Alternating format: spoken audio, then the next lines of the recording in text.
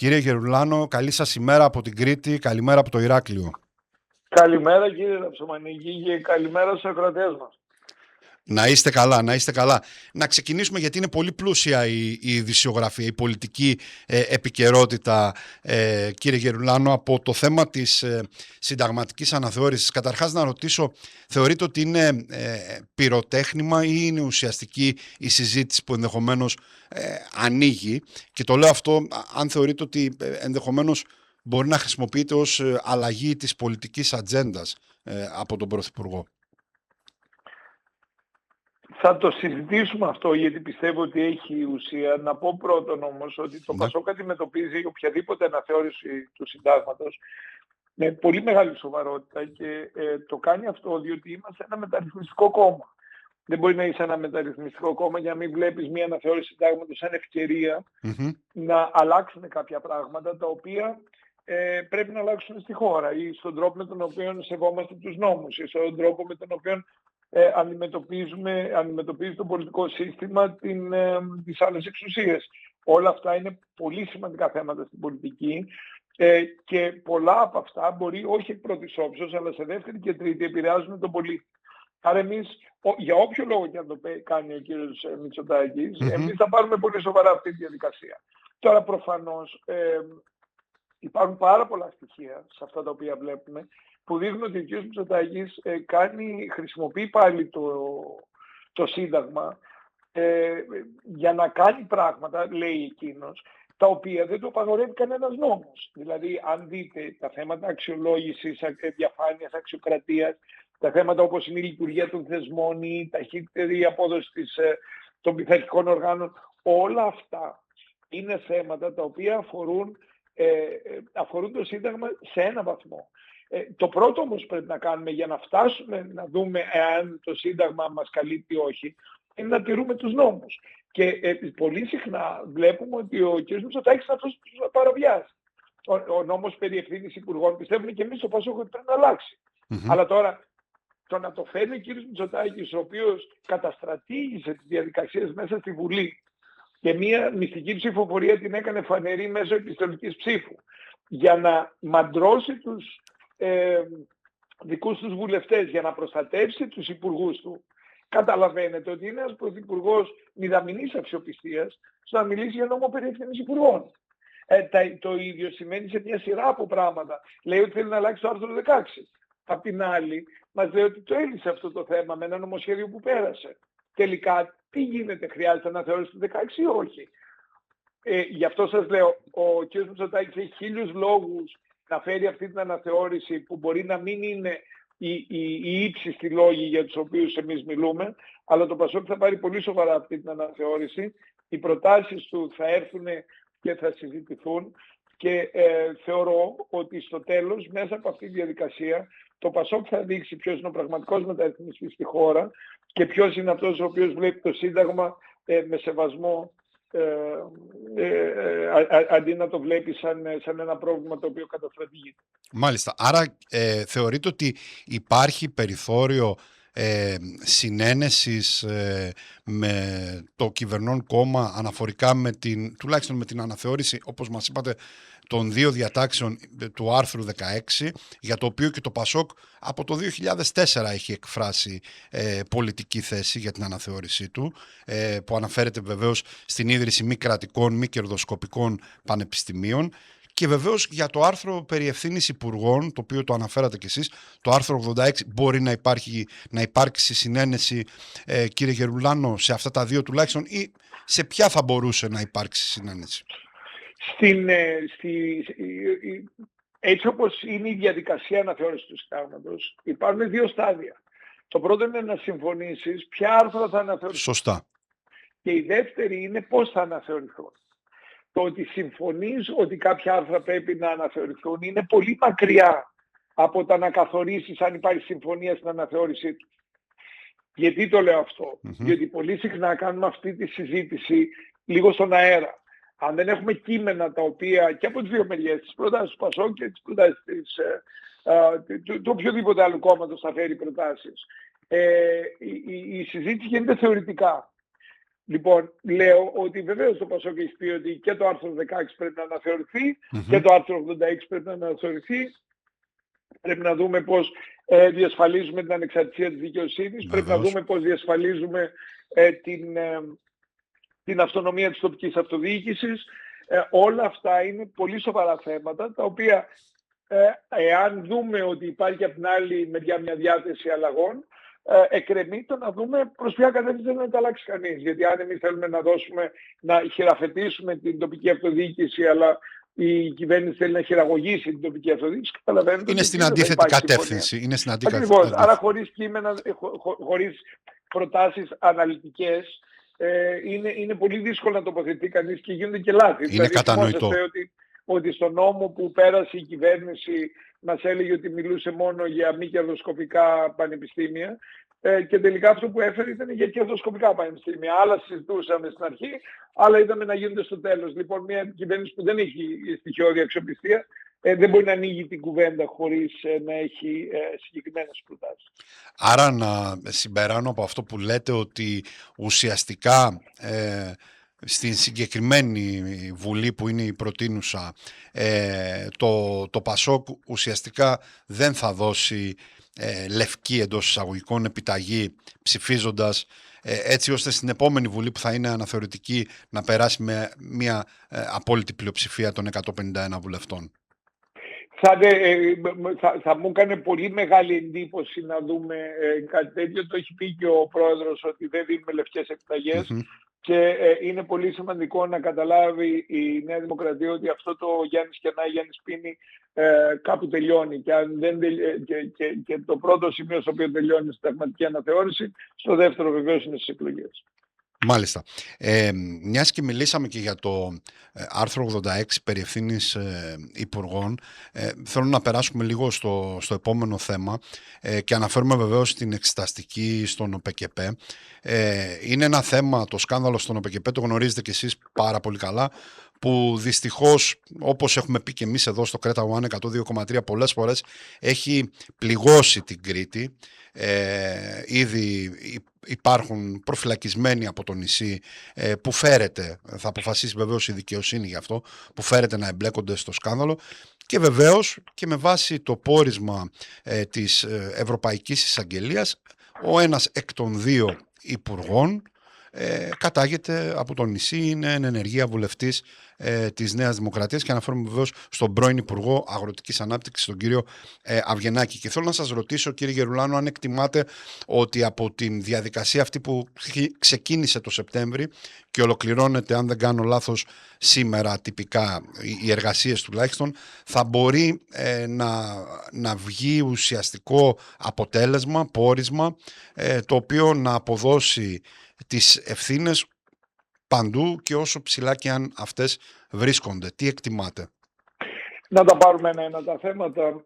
Πρώτα απ' όλα, αυτό το οποίο πιστεύω είναι ότι το σκάνδαλο του ΟΠΕΚΕΠΕ πέρα από την Κρήτη πλήγωσε την αγροτιά, πλήγωσε τους κτηνοτρόφους, πλήγωσε έναν ολόκληρο κλάδο της οικονομίας, τον οποίο η Νέα Δημοκρατία συστηματικά απαξίωσε και θα εξηγήσω πώς. Πολύ συχνά λέμε ότι ο κ. Μητσοτάκης κοιτάει τα χρήματα και δεν κοιτάει τους ανθρώπους. Κανένα σκάνδαλο δεν το αποδεικνύει αυτό περισσότερο από τον ΟΠΕΚΕΠΕ. Γιατί τι έκανε ο κ. Μητσοτάκης? Ο κ. Μητσοτάκης κοίταξε την αγροτική οικονομία και είπε, έλα μωρέ, είναι 4% του ΑΕΠ. Αυτό που δεν κοίταξε όμως είναι ότι είναι 10% του ελληνικού πληθυσμού που είτε βασίζει το εισόδημά του είτε συμπληρώνει το εισόδημά του από την αγροτική παραγωγή. Άρα πράγματι μπορεί να μας λέει ο κ. Μητσοτάκης λαϊκιστές, αλλά η πραγματικότητα είναι ότι κοιτάει τα λεφτά και όχι τον άνθρωπο. Αυτή του η απόφαση τον έκανε να δει την αγροτική παραγωγή μόνο ως επιδοτήσεις και να αφιερωθεί μόνο σε αυτό. Με αποτέλεσμα να απαξιώσει καταρχάς την ιδέα μιας ολοκληρωμένης αγροτικής πολιτικής και να οδηγηθούμε στα σκάνδαλα που οδηγηθήκαμε. Τώρα, αυτή η απόφαση του κ. Μητσοτάκη, αν είχε πάρθει σε μια άλλη εποχή, θα σας έλεγα ότι ίσως να είναι η ελληνική παραγωγή σε συρρήγνωση και δεν έχει νόημα να τη συζητάμε. Αλλά προσέξτε πότε το κάνει. Το κάνει την εποχή που ο κόσμος ολόκληρος, η φίλος ολόκληρος, μιλάει για μακροζωία και για υγεία, όταν η υγεία και η μακροζωία συνδέονται με τη διατροφή. Όταν από όλα τα είδη διατροφής, η νούμερα ένα διατροφή για την υγεία και τη μακροζωία είναι η μεσογειακή, και όταν μέσα στη μεσογειακή διατροφή εξέχουσα θέση έχει η ελληνική παύλα κριτική και κριτική διατροφή, η ιταλική και η ισπανική. Εμείς είμαστε οι μεγάλοι παίκτες στη μεσογειακή διατροφή. Εκείνη την εποχή λοιπόν που η Ελλάδα μπορεί να κάνει μια πραγματική επανάσταση στα αγροτικά, εκείνοι όχι μόνο ασχολούνται μόνο με τις επιδοτήσεις, αλλά μπλέκουν και σε αυτό το σκάνδαλο απαξιώνοντας μια πτυχή της οικονομίας μας που έχει τεράστιες δυνατότητες ανάπτυξης. Και τώρα το ερώτημα είναι, αυτή η κυβέρνηση έχει μούτρα να μας λέει για το ότι το μόνο λάθος που έκανε είναι ότι καθυστέρησε την εξυγένση του ΟΠΕΚΕΠ? Έχει μούτρα να έρχεται στη Βουλή και να προστατεύει υπουργούς, διασύροντας τη Βουλή και τους βουλευτές της, καταστρατηγώντας τη διαδικασία στη Βουλή? Μα είναι σοβαρά πράγματα αυτά τώρα. Η κυβέρνηση που ευθύνεται μόνη της για την απαξίωση του αγροτικού πληθυσμού, μέσα από αυτά τα οποία έχει κάνει, σήμερα θεωρεί ότι το μόνο λάθος που έκανε είναι ότι καθυστέρησε να κοιτάξει το θέμα του ΟΠΕΚΕΠ. Όχι, έκανε πολύ μεγαλύτερα λάθη. Και αυτά που έκανε είναι το γεγονός ότι σταμάτησε τους ανθρώπους που ήθελαν να ανοίξουν το θέμα του ΟΠΕΚΕΠ και να κοιτάξουν μέσα στο τι γίνεται. Είναι πραγματικό έγκλημα.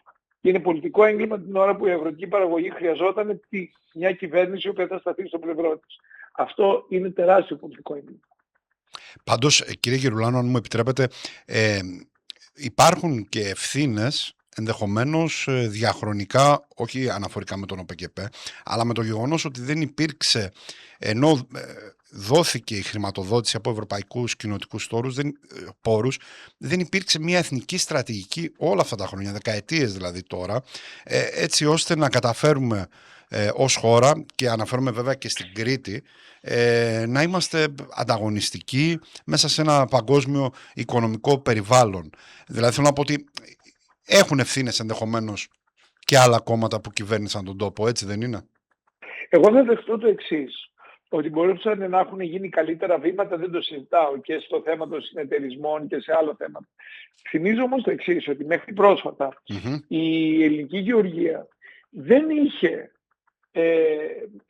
είχε προοπτική λόγω του μικρού κλήρου, λόγω του γεγονότος ότι όλοι παίζανε μπάλα στο επίπεδο της μαζικής παραγωγής και όχι της ποιότητας. Αυτά έχουν αλλάξει την τελευταία δεκαετία ουσιαστικά. Και εδώ είναι που χρειάζεται να βλέπεις μπροστά και να κάνεις τις δομικές αλλαγές που χρειάζεται. Τώρα λοιπόν που αλλάζουν οι συνθήκες για την αξία που έχουν τα ελληνικά προϊόντα, τώρα πρέπει να αλλάξεις και την αγροτική πολιτική. Άρα εγώ δεν αρνούμε τα λάθη που γίνανε στο παρελθόν, αλλά δεν έχουν σχέση τα λάθη που γίνανε στο παρελθόν με τα λάθη που έχουν γίνει τώρα. Δεν είναι διαχρονικά, όπως λέτε, ότι είναι το ίδιο λάθος που επαναλαμβάνεται εδώ. Έχουν αλλάξει οι συνθήκες ριζικά. Και γιατί το λέω αυτό? Γιατί είναι πολύ εύκολο να απαξιώνουμε τα πράγματα. Και στην Ιταλία κάποτε, θα σας πω και έτσι για να το διασκεδάσουμε και λίγο, στην Ιταλία κάποτε που είχαν πει ότι για να αποδείξεις ότι έσφαξες μια αγελάδα πρέπει να φέρεις το αυτί ως αποδεικτικό στοιχείο, στο τέλος όλες οι αγελάδες δεν είχαν αυτιά και ζούσαν κανονικότατα και παρήγαγαν γάλα. Τέτοια πράγματα γίνονται συνέχεια. Αυτό που έρχεται η Ευρώπη και λέει σήμερα είναι, προσέξτε, εδώ μιλάμε για μια εγκληματική οργάνωση που οργανώνει αυτή την παραποίηση των στοιχείων για την Ευρωπαϊκή Ένωση και ότι εμπλέκονται μέσα εκεί και πολιτικά πρόσωπα. Η αντίδραση σε αυτό δεν είναι το ίδιο με το να πιάσεις έναν άνθρωπο ο οποίος μπορεί σε επίπεδο βάσης να παραποιήσει τα στοιχεία της παραγωγής. Αυτό γινόταν πάντα με τις επιδοτήσεις και σε όλες τις χώρες της Ευρωπαϊκής Ένωσης. Εδώ μιλάμε για εγκληματική οργάνωση η οποία έρχεται με συγκεκριμένη δικογραφία στελεχών της Νέας Δημοκρατίας, οι οποίοι το οργάνωσαν. Άρα, για να μας προειδεάσετε, αν θέλετε και λίγο, στο πόρισμα του ΠΑΣΟΚ στην Εξεταστική Επιτροπή, τι θα ζητήσετε, πού θα καταλήξετε? δεν θέλω να προειδεάσω κάτι στο οποίο δεν είμαι άμεσα εμπλεκόμενος. Δεν θα το έκανα έτσι κι αλλιώς μέχρι να βγει το πόρισμα, γιατί μπορεί να υπάρξουν χειρισμοί του πορίσματος. Αυτό το οποίο νομίζω όμως ότι έχει αποδείξει η καταπληκτική δουλειά που έχουν κάνει τα στελέχη του ΠΑΣΟΚ στο θέμα του ΟΠΚΠ είναι ότι ακόμα και με εξεταστική και όχι προανακριτική, σας θυμίζω ότι είχαμε ζητήσει προανακριτική που έχει άλλα εργαλεία στη διάθεσή της. Αλλά ακόμα και με εξεταστική που επέμεινε ο κ. Μητσοτάκης, παρότι προσπάθησαν να ρίξουν αλλού τις ευθύνες, θυμηθήκανε τον κύριο Τζουμάκα προχθές, έβλεπα στην Βουλή και τον φέρανε τον άνθρωπο, ο οποίος προφανώς δεν έχει καμία σχέση με τον ΟΠΚΠ. Αποδείχθηκε ότι αυτό το οποίο έγινε εδώ δεν είναι μέρος μιας διαχρονικής προσπάθειας του κάθε κράτους ή του κάθε παραγωγού να ξεχυλώσει τις απαιτήσεις της Ευρώπης, αλλά ότι είναι ξεκάθαρα μια εγκληματική οργάνωση, η οποία μάλιστα, τα μέλη της οποίας μάλιστα νιώθουν ότι πρέπει να καλύψουν κάποιους ανθρώπους από πάνω τους. Δεν ξέρουμε ποιους ακόμα, αλλά έχουμε πολλές ενδείξεις ότι η σιγή αυτών των ανθρώπων είναι πολύ περισσότερο από φόβο του τι μπορεί να τους το πώς θα τους αντιμετωπίσουν πολιτικά παρά από φόβο της δικαιοσύνης. Και αυτό είναι κάτι που έγινε από την πολύ συστηματική δουλειά των ανθρώπων του ΠΑΣΟΚ στην Επιτροπή. Μάλιστα, κατανοητό. Να περάσουμε λίγο στο θέμα των δημοσκοπήσεων, κύριε Γερουλάνο. Ουσιαστικά το ΠΑΣΟΚ, να πούμε ότι στις τελευταίες δημοσκοπήσεις φαίνεται ελαφρώς ότι χάνει δυνάμεις και ότι βεβαίως δεν καρπώνεται την όποια κυβερνητική φθορά. Αυτό ήταν ούτως ή άλλως, φαίνεται σε όλες τις δημοσκοπήσεις, και θέλω να ρωτήσω πού πιστεύετε ότι οφείλεται το γεγονός ότι το ΠΑΣΟΚ όχι μόνο δεν μπορεί να ανακάμψει, αλλά χάνει και έξτρα δυνάμεις, όπως αποτυπώθηκε τουλάχιστον στις δύο τελευταίες δημοσκοπήσεις? Ποιο είναι το βασικό πρόβλημα? Είναι πολιτικό το πρόβλημα, είναι επικοινωνιακό? Ποιο είναι τελικά? Κοιτάξτε, αυτό το οποίο εγώ παίρνω σοβαρά τις δημοσκοπήσεις και θεωρώ ότι οι δημοσκοπήσεις αξίζουν σαν εργαλείο. Σωστά. Εκεί που οι δημοσκοπήσεις γίνονται επικίνδυνες είναι όταν τα αποτελέσματα τους προειδεάζουν μια κατάσταση και κάνουν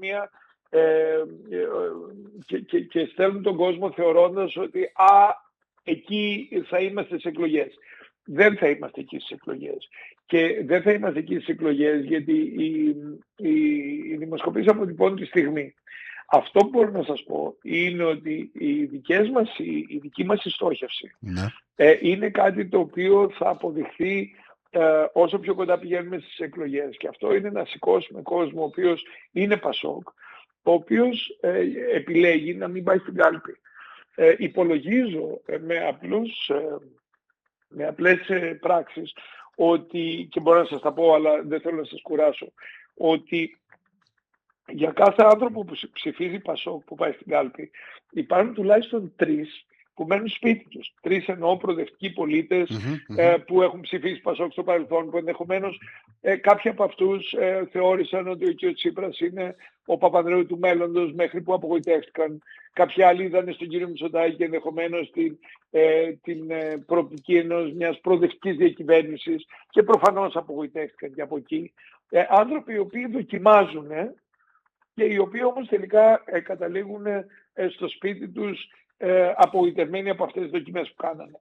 Σε αυτόν τον κόσμο εμείς πρέπει να πάμε το πρόγραμμά μας, να εξηγήσουμε πώς αλλάζει η ζωή του κάθε πολίτη με τις προτάσεις τις οποίες κάνουμε και να τους πείσουμε ότι αυτό το πρόγραμμα έχουμε την ομάδα να το υλοποιήσει.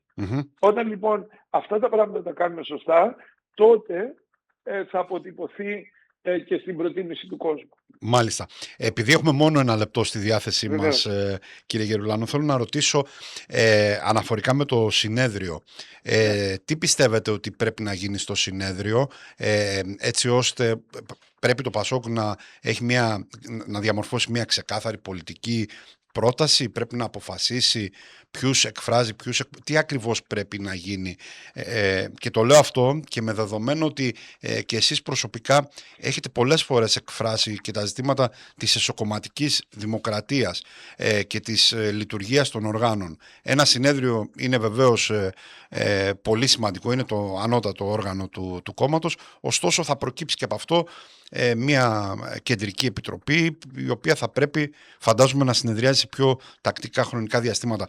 Τι εκτιμάτε ότι πρέπει να γίνει λοιπόν, κύριε Γερουλάνο, στο συνέδριο?